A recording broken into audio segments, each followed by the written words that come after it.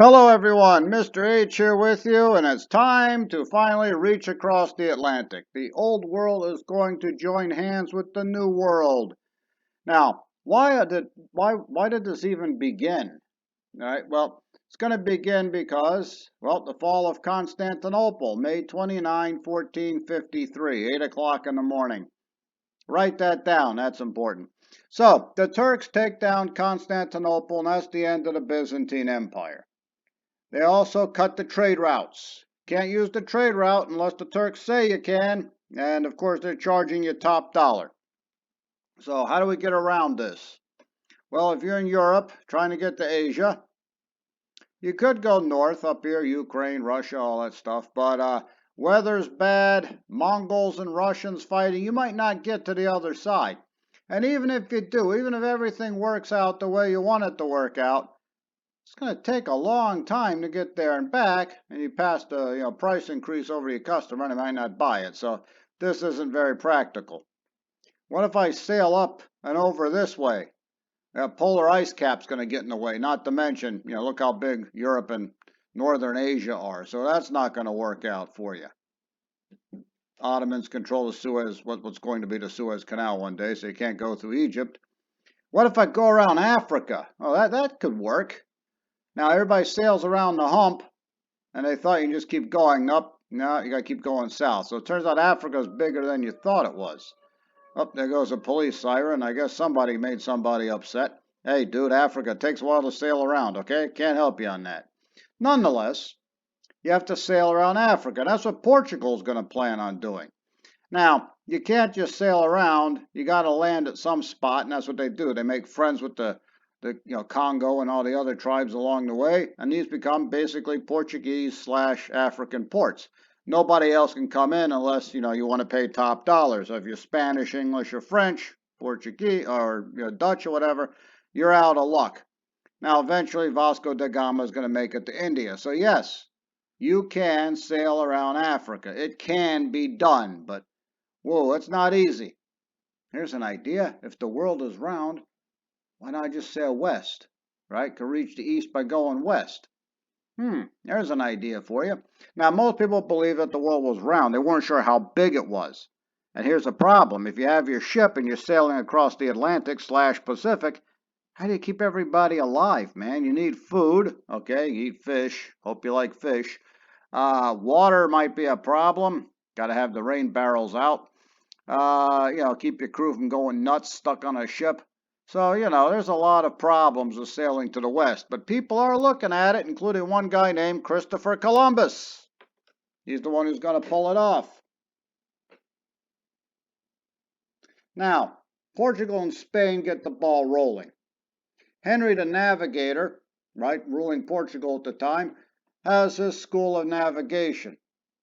They're dedicated to building better ships and everything. They're going to go around Africa and control that trade route. Bartholomew Diaz is going to get to the Cape of Good Hope, the southern tip of Africa, in 1488. Now we know how big it is. And Vasco da Gama will actually make it to India in 1498. While all this is going on, Columbus sails the ocean blue in 1492. So look at that. They thought they were in Asia in 1492, but, Portugal's pretty committed to the sailing around Africa thing. 1498, they finally get there. Of course, they control the trade route and everything, so they're not giving up on that. So here's what we're focusing on. Columbus sailing the ocean blue, 1492. Now, why is Spain and Portugal, why do they take the lead on this stuff? How come they come in ahead of everyone else when it comes to colonization? Well, these are militarized cultures. They create strong centralized governments. Remember, they've been fighting Muslims for 700 years, constantly fighting to the south. When everybody has a common enemy, suddenly you don't have too many problems with dukes and nobles running off on their own. So we got a centralized government that can actually send somebody overseas. The Tudor family and Valois family up there in England and France are still fighting each other. They fight their own nobility, they fight each other, and they blow their money in all these wars. Not that Spain and Portugal are rich, but they got a few bucks laying around. France and England, they're both poor and they keep fighting each other. Eventually, they're going to get on board. But Spain and Portugal, they got the lead. Plus, look at the map again. Spain and Portugal out on the edge, right? So now they actually got a chance of sailing out into the Atlantic before anyone else. Now, did other people get here before Columbus? Well, you know, the Vikings were here or somewhere around the year 1000. Down in Central America, got what they call the Olmec heads, these huge stone heads, like 60 tons. Allegedly, they appear to be African, but you know that's a whole nother story. Not sure where they came from, why you would make those. Maybe somebody from Mali got there. Hard to say. Can't find any other evidence of it. In 1421, Zhang He, one of the greatest admirals of Chinese history, may have landed on North America's west coast. This is speculative. We don't really know, but we think we may have found Chinese anchors over there. Chinese anchors look different than the anchors you're used to with the flaring tips on them. Chinese anchors are round pieces of stone with a hole drilled through the middle and a chain. So they found some round stones off the west coast, could be Chinese anchors. Can't find the chains though. Some people try to say it's a natural formation. I don't know. It looks kind of round. What's with the hole in the middle? There was a chain. Maybe you could actually run a carbon-14 test on it. You can't really do that with a rock, you know. So that's speculative. In 1480, the Portuguese may have landed in Brazil without realizing it. Going around Africa, got caught in a current, taken across the South Atlantic, found some land, some really cool wood, called it Brazil wood. Brazil wood you find in Brazil. So Portuguese might have been there in 1480. 1485, English fishing boats, chasing schools of fish, of course, somehow ended up off the coast of Newfoundland. And you know, there's a lot of fishing going on there. Decided to go out on land and dry their nets. And we're talking to some of the natives. Guess what? You're in Newfoundland. Might not have totally realized that. Of course, you see this is 7 years before Columbus showed up. But hey, Columbus is going to get all the press. Now, when England and France finally get on board, you know, they're behind France and they're behind the Spanish and Portuguese by a good 30 some odd years. And the reason England and France finally decided to start colonizing North America when they realized there wasn't Asia, well, it's because what's going on inside the countries. Well, plus the rivalry they have with Spain. England's population skyrockets. It bounces from 2.5 million in 1500 to about 5 million in 1620, close as we can figure out. When you have a population increase like that, wages are going to fall. We have poverty. We also have the enclosure laws where you used to take your cows and everybody just let it, you know, graze around. Well, and then they start fencing it off. It could actually belong to somebody. So these people have to go somewhere, and the place they're going to send them is going to be America. I have down there capitalism and joint stock companies. Got cut down there a little bit. Capitalism. Why did I mention that? Because, hey, free enterprise capitalism in the 1600s. You go to America and you do whatever it is you want to do, right? Another police siren. Interesting day today. Joint stock companies, will talk about that in just a second. Got the same problems going on in France and the Netherlands. Netherlands equals Dutch equals Holland. Sometimes people get confused. It's all the same country. Netherlands, small waterlogged country, has to look outward. There's nowhere else to go. Doesn't really have any resources. What can the Dutch offer you? Well, they have ships, and they get into the shipping business. Stuff has to go from point A to point B, and the Dutch are more than happy to deliver for the low, low fee of you negotiate. Rotterdam is a huge port. Everything is going in and out of there. English, French, Dutch, even some Spanish and Portuguese will pop up in there on occasion. And of course, you've even got the Swedes and even a few Ruskies every now and again. Rotterdam, huge port. Let's move stuff around. The Netherlands are making their money in the shipping business. Going to take over New York briefly. France, same problem in France you have in England. Population increase, 14 million people in 1400, 15.5 million in 1500. By 1600, we got 20 million Frenchmen. Biggest population in Europe other than Russia. Nowhere for these people to go. Hey, let's head to the New World. Do something with these extra people. France goes about this two different ways. One is colonization. The other one, let's invade and try and take over Europe. That's where that Napoleon guy comes along lately. Don't worry about it. Rivalry with England. That's everything. France and England can't stand each other. They will fight each other over anything. Military, economic, social. Wait till they meet each other in the World Cup. They still go after each other. Now, the economic theory that's driving all of this colonization, in fact, the entire world around circa 1500 AD, is mercantilism. The economic theory that trade generates wealth, and is stimulated by the accumulation of profitable balances. In other words, make some money. More gold, more silver, better off you are. This is, the government encourages this by means of protectionism. That means English ships trade with English colonies, French ships trade with French colonies, Spain with Spanish colonies. Very little going outside the lane. Protectionism, still hear about that today. Economics doesn't change. So mercantilism is going to lead some wars too. Like if I need, I don't know, wood or something, and I can't find any inside England's possession, maybe I attack France where they have a forest, and then this all stuff leads to wars. They try to take over the trade routes, and as a matter of fact, they tried to raid Spanish galleons with all the gold coming back. Is kind of what everything started. Figures my gold now, mercantilism. No one said there are really any rules to this stuff, especially in the 15 and 1600s. All right, we already talked about this, people trying to find their way over to the east. Once they find North America, South America, Central America, the east is still there. East is still important. They kind of forget about it because instead of just trading stuff, you produce your own trade goods. You don't have to go to Asia to find gold. You find it in Mexico. You find it in Peru. Or England and France take it a step further. I can grow food and export food. I can do it over in the Americas, or even natural resources like wood. Or, maybe they find gold over there too, right? Wait till they discover cotton. Here we are at Columbus. Went over here 4 times. Now, Columbus is one of these guys. Is he a hero or is he a villain? You could make an argument going both ways. I mean, he definitely was probably one of the greatest used car salesmen of all time. Convinced Spain, there, Ferdinand and Isabella, to give over what little money they had, hawked over the royal jewels to some pawn shop to go buy 3 small ships and go sailing for Asia.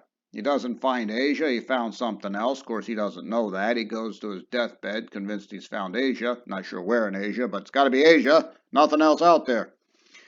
Lands over on Watling Island there in the Bahamas. Great place for a casino, probably. On October the 12th, 1492 at dawn. He's going to make 4 voyages over there. Great sailor, great leader, man of vision, terrible administrator, turns smallpox loose on Native Americans, depopulates the Caribbean by about 90%. Now, granted, he doesn't know he's got smallpox. No, they weren't planning to exterminate the Native Americans. This is a very bad event that was unplanned. Yes, they did use them as slaves trying to find gold. They weren't very nice. As a matter of fact, Columbus actually got imprisoned by the Spanish for gross mismanagement. They eventually let him go.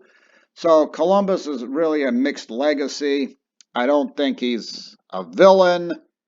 The hero status might be tarnished by the blood of God knows how many people dying from smallpox. As one of my students a couple of years ago said, Columbus was, quote, just a guy, end quote. Nobody's perfect. Just wish the smallpox hadn't showed up. Now, with the smallpox killing off the Native American population, they need, slaves. Somebody to do the digging. If the Native Americans aren't around and, the Spanish aren't going to do it themselves, who are they getting it from? That's where Africa comes in. Remember Morocco over here invading West Africa and causing all the instability and African kingdoms fighting each other? Got to do something with these prisoners. Got to want to fight them again. Turns out somebody needs slaves. Here we go. History can be depressing sometimes. Spanish conquistador. What is conquistador? Conquistador is a conqueror. They're coming from Spain. They're going to conquer. They're going to take their own land. Remember we talked about the Crusades, people without land or without money? Well, a lot of these Spanish conquistadors were minor nobles with no land or a whole lot of money. Because people are living longer. Used to have the 3 sons rule. First son inherits everything. Second son they send off to the church and become a bishop, go somebody else's payroll. Third son usually doesn't make it. Third son is now making it. So we're going to send him off into the army. Now we got a 4th son. What do I do with this guy? Hey, you can't really take any land in Spain. It's already been claimed. So let's turn him loose on somebody else. Off we go to the New World. A lot of these 3rd and 4th sons, they come from a province down in southern Spain called Extremadura. I just listened to the name of that, Extremadura. Very hot, very arid, very poor. Even if you own the place, you've got nothing. So you might as well head on over to the New World and carve out your own kingdom. Now, Columbus, though he's Italian, is he a Spanish conquistador? Sort of. Ask the Tainos if you find any. They're not going to, they've all died. He kind of took over the Caribbean. We've got Ponce de Leon in 1513, lands in present-day Tampa Bay. He did not found the Tampa Bay Buccaneers. He's trying to take Florida for himself and find the Fountain of Youth. Didn't find it. Died. Bummer. We also have Navarrete and de Vaca. They follow in behind Ponce de Leon. They explored the entire southeastern United States, moved their way over to the Gulf Coast, checking stuff out, killing people along the way, not making friends. And Francisco de Coronado, he's going to explore everything north of Mexico into the southwest United States, looking for the 7 cities of Cebolla, more gold. Never finds it, goes as far east as Kansas, decides then to turn around, of course, killing and destroying everything along the way. Spanish conquistadors, you've been fighting Muslims for 700 years. That habit of fighting and killing is just kind of hard to break, apparently. Don't worry about that. Now, the 2 conquistadors everybody hears the most about is going to be Cortez and Pizarro. Cortez lands in Mexico, and he's going to conquer the Aztecs. There's the Emperor, Montezuma. Cortez has a small army. Cortez destroys the Aztec Empire. 3 things helped him out. 1, smallpox. Just tore through Mexico. Remember how crowded it was? Second thing, of course, we got the weaponry. Iron weaponry, cannons, muskets. But here's the thing. How many Aztecs are there, even those who didn't die from illness? It's a lot of them. How many Spaniards? Somewhere between 500 and 1,000. So number 3 is native allies. And you're wondering, why would native allies help out the Spaniards? Very simple. The Spaniards aren't dragging you up a pyramid to rip your heart out while you're still alive. As bad as the Spaniards are, and they're going to be pretty bad, at least they're not into wholesale human sacrifice. So, the 3 reasons Cortez is able to conquer the Aztec Empire: got smallpox, superior weaponry, and native allies. Because, it takes what, a load of musket. Even those cannons take a while. You need somebody in the front to keep the Aztecs off you. That's where the native allies come in. Pizarro heads down to South America. Now, after they conquered Mexico and got all this gold, there's 2 directions to go. You go north, you go south. So they send Coronado, whom we've already met, up to the north to go look for the 7 cities of Cebolla, and of course he never finds anything. Coronado had the best equipment, the best soldiers, everything he needed, because they thought that's probably a better idea. The great empire looking for is probably to the north. Pizarro doesn't get squat, because nobody liked Pizarro. He was foul-mouthed, illiterate, he stank even by 1532 standards, and they sent him to the south, across Panama, this other new continent they're going to call South America, and to me it sounds like they were hoping he wouldn't come back. If that expedition failed, it wouldn't really bother too many people in Spain. But lo and behold, Pizarro discovers the Inca Empire. You thought Mexico had gold, Peru had even more. And here we go with the smallpox again. It just rockets like wildfire through Peru and the Inca Empire because they've got the trade routes and the roads and everything. And it hits them even worse than the Aztecs. Of course, the weaponry helps out. They took Atahualpa hostage. They made a deal, give me a gold, let your emperor go, and Pizarro, being Pizarro, gets his gold and strangles Atahualpa, which starts a huge revolt. Even some of the Spaniards were upset with Pizarro. They said, you made a deal, plus I've got, 50,000 very angry Inca trying to kill me right now. But nonetheless, to make a long story short, Peru falls to the Spaniards as well. If it makes you feel better, Pizarro gets stabbed to death by another Spaniard later on down the road. Karma. So, they've taken Mexico, they've taken Peru, they've got tons of gold flowing back to the New World. England and France are seeing this. Even Portugal's like, yeah, maybe we should have went with them. So, here we go. They're going to start colonizing the New World looking for gold after they try to attack the Spaniards. What does Spain do with all this gold, all this money? They blow it. They fight everybody, and I mean everybody.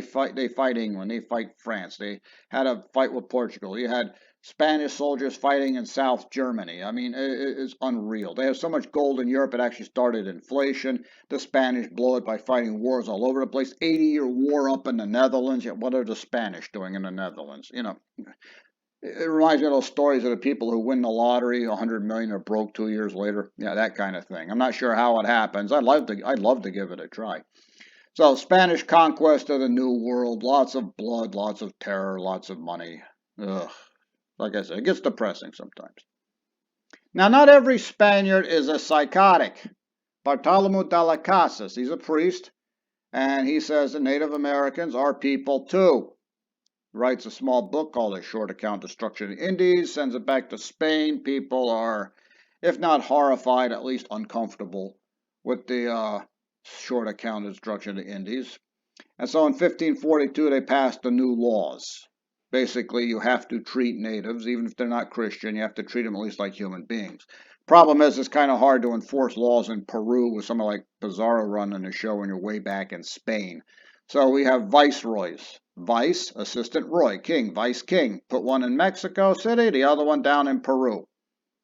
Well, didn't say it was a perfect system, but you got to start somewhere. So what I'm trying to want you to know is not every Spaniard's a psychotic who wants to kill everybody. Quite a few of them are, though. France and England finally getting in on the action. We got the Treaty of Tordesillas in 1494, where Pope Alexander, who by the way is Spanish, tries to split the New World between Spain and Portugal. Portugal gets Brazil, Spain gets everything else. What does this mean to France and England? Absolutely nothing. They're going to grab their piece of the New World. Cabot sails for England in 1497. He lands in Newfoundland. Yay! We have discovered Canada. His real name was Giannetti Carbonetti. They called him John Cabot. Verrazzano, another unemployed Italian, is sailing for France. Goes a little bit south, finds a very long island, and sails into a harbor that one day be known as New York. They're going to build a bridge there called the Verrazzano Bridge. Jacques Cartier, hey, Jacques is an actual Frenchman sailing for France. He is going to sail into the what's going to be St. Lawrence River and check out most of Quebec there. So they're starting to check out what's around, and after they discover what they want to find and figure it's a good place to live, i.e. find gold, the French and English are going to stay. Hey, Sir Walter Raleigh. This is the man credited with English colonies in North America. Never actually set foot in North America. He's more of an idea guy. He was more interested in El Dorado, a city of gold in South America.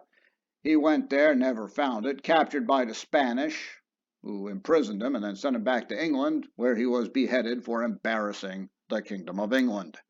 Hey, but they named a city Raleigh after him. I'm sure that made him feel good.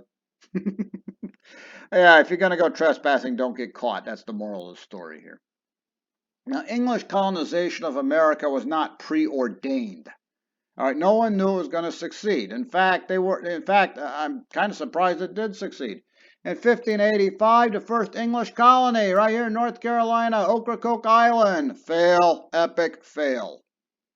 Went on the island. They were going to make a base to raid Spanish ships. And, I forgot to bring, food, farming equipment, seeds. Yeah, not going to work out too well.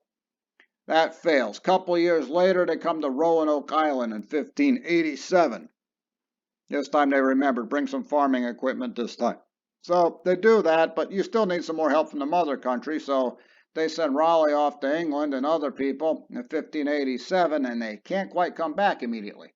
There's the distance, but look at the year, 1587. What's happening in 1588? Yeah, the Spanish Armada. Spain finally got tired of English ships raiding their treasure galleons, so they're going after England. And Queen Elizabeth calls every Englishman back to fight against the Spaniards. So 1588, they defeat the Spanish Armada. 1589, counter Armada to attack Spain. It doesn't really work out, but, England still comes out of it okay. So Sir Walter Raleigh and his representatives cannot come back to Roanoke until 1590. And when they send somebody back, where'd everybody go? They're gone. They even found something carved in a tree, Croatan. Maybe they went there. Can't find it. You know, I didn't even find graves. Yeah, very strange. Nobody knows what happened. Some people say they drifted down towards what would be Robeson County and intermarried with the Native Americans there. There might be some truth to that. Lots of people with Native ancestry, but with blonde hair and blue eyes. It's kind of strange. We're not really sure what happened. There is a history of Native Americans welcoming in strangers, so that might have happened. Still don't know. 1607, Jamestown in Virginia, England's first successful colony. This time they threw it against the wall and it stuck. Almost failed anyway. Let's see.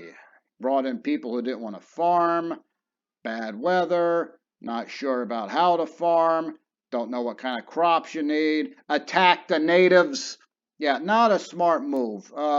Everyone almost starved to death the first winter. If they didn't get help from the Native Americans, they would have starved to death. 1622, almost lost the colony in a massive Native American uprising when they've been pushed too far. Yeah, sometimes you just don't want to help some people, you know. But nonetheless, Jamestown's going to make it. Sitting there in the middle of a swamp, another great move. And finally, America is finally going to take off. Now, Virginia is run by a joint stock company, stock companies. Do we still have those today? Yes, we do. Now, Spain is run top down. The government gives you the Columbus or Cortez the money and off he goes to do it. England is run from the bottom up. So, Queen Elizabeth doesn't really have the money, so Sir Walter Raleigh runs around making the rounds, all the farms. If you have £2, you get to own 2% of the company. You have £5, I'll give you 5%. You got £10, 10%. And all the profits will be divided accordingly. Joint stock companies still have it today on Wall Street. Now, people go over there, colonists volunteer, and people tend to die in huge numbers over there. Because different weather and, 6 weeks on a boat, they're not that healthy as they come staggering and coughing off the boat. They're suffering from pneumonia. How do you get more people to show up? Well, you got the headright system. If you convince somebody to come with you, you get 50 acres of land. You've suddenly got land. You got nothing in England. You come to Virginia, live through it, boom, you got 50 acres. And every sucker you can convince to come with you, 50 more. You're nobody in England, you come here, boom, you're a landowner. That's where plantations are going to get started. Now, we're drifting past 1600 right here, and now we're starting to go over into U.S. history territory. So we're going to bid adieu to North America. I got to leave something for U.S. history to do, and we're going to take a look at what's going on in Europe. Guys, have a great day, and I'll talk to you later.